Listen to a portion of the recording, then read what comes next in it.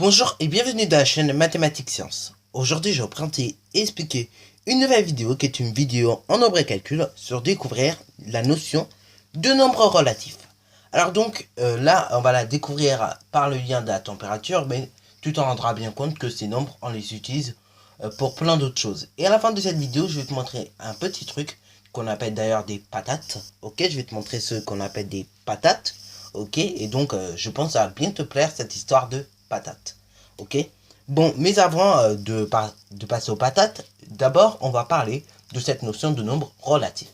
Mais pour bien en parler, il faut bien sûr, et évidemment, s'entraîner à en parler.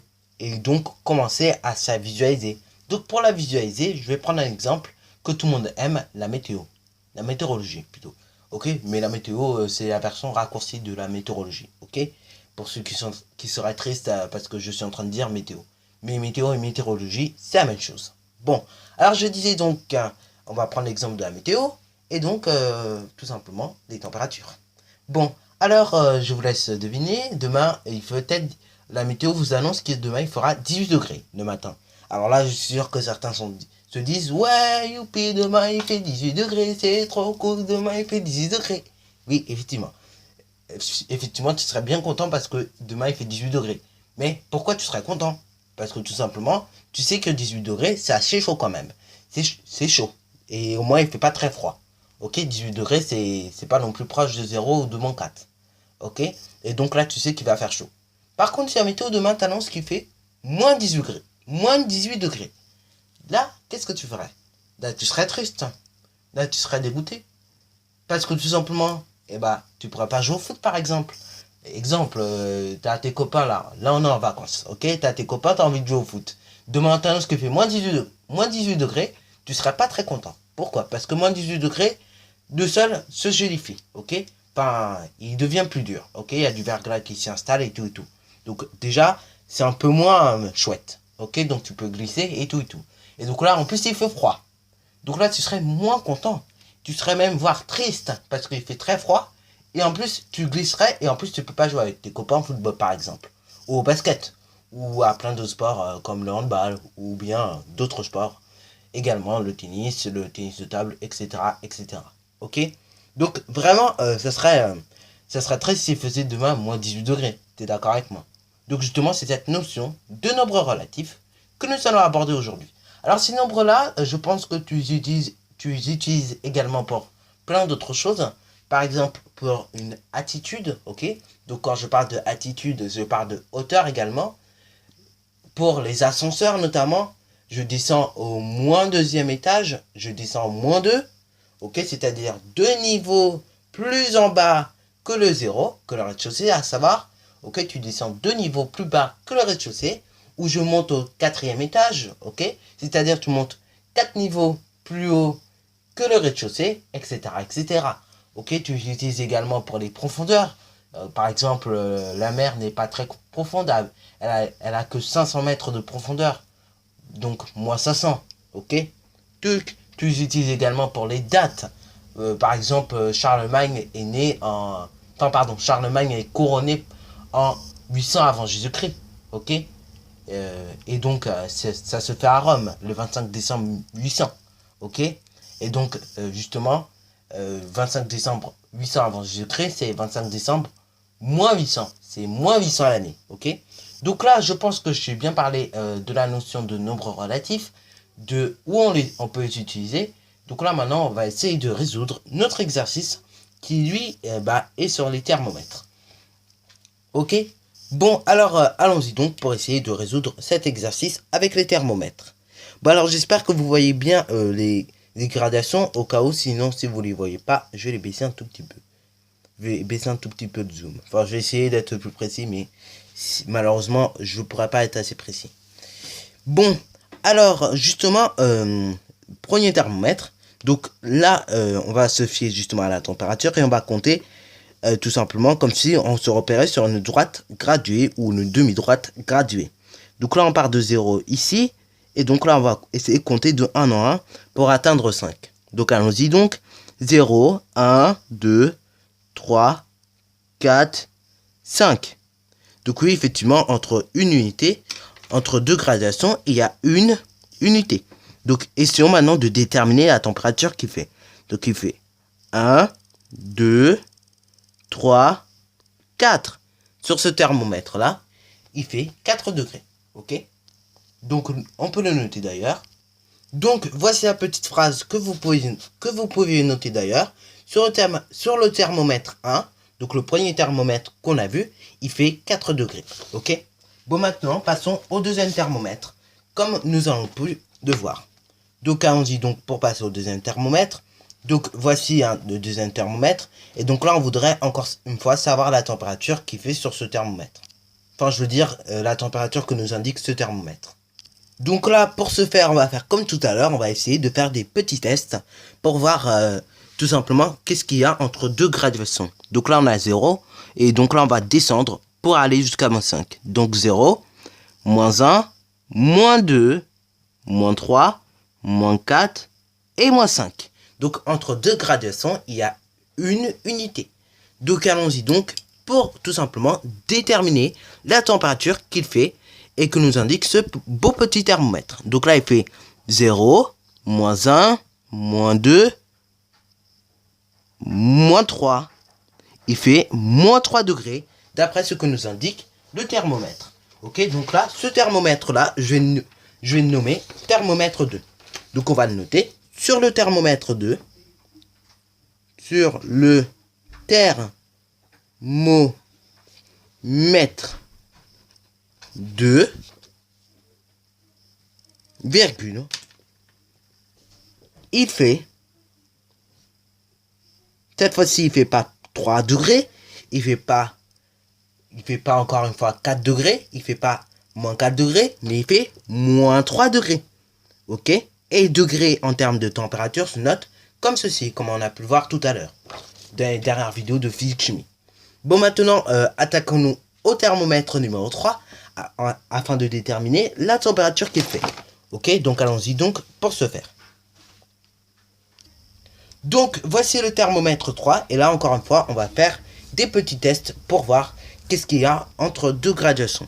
Donc là, on a 0, et là, on n'a pas 1. On pourrait dire qu'on a 5, par exemple. Donc, on va faire 0, 5, 10. Donc, entre deux graduations, cette fois-ci, il y a 5 degrés. Ok? Donc là, cette fois-ci, on va déterminer la température que nous affiche ce thermomètre. Donc, allons-y donc pour le faire. 0, 5, 10, 20, 25.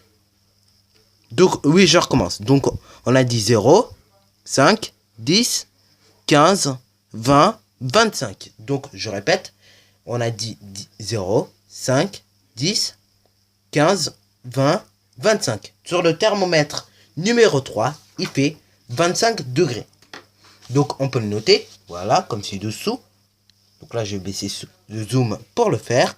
Sur le thermomètre,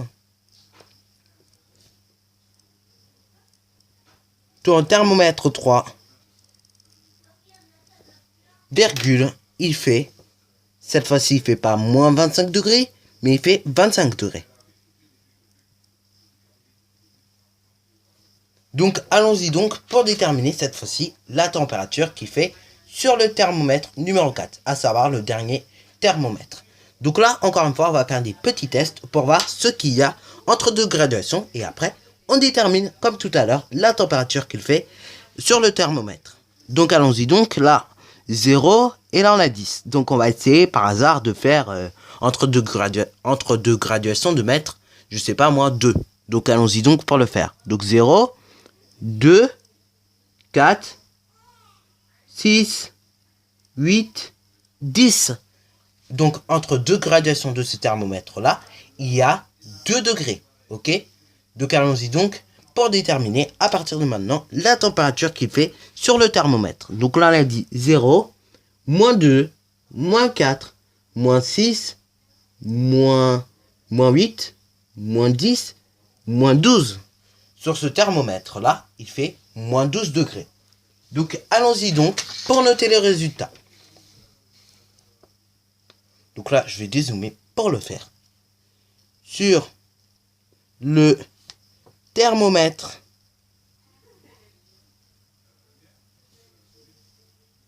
4, il fait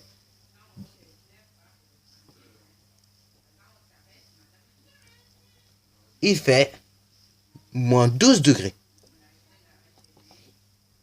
Donc, allons-y donc maintenant pour que je te raconte justement cet ensemble de nombres. Donc, ce qu'on appelle des patates. Donc, voici notre histoire de patates, encore une fois. Donc là, vous allez me dire, mais est-ce que ça a été fait avec un logiciel, ça? Non, les lettres et les ronds, les lettres et les cercles n'ont pas été faits avec un logiciel. Comme tu peux le voir, ça a été fait à la main avec un compas et tout simplement une main, ok? Donc, et un feutre, et des feutres, pardon, pour s'aider, ok? Bon, alors donc, je vais te raconter à peu près assez rapidement cette classification de nombres qu'on appelle ensemble de nombres. Ensemble de nombres, ok? D'ailleurs, moi, j'appelle ça des patates. Ma prof de maths appelle cela des patates. Mais c'est pas grave, ok? Mais généralement, on appelle cela un ensemble de nombres. Si vous voulez le vrai mot mathématique, c'est ensemble de nombres. Mais après, éventuellement, on peut appeler ça des patates, des kiwis, des pommes, des cerises. On peut tout appeler, hein?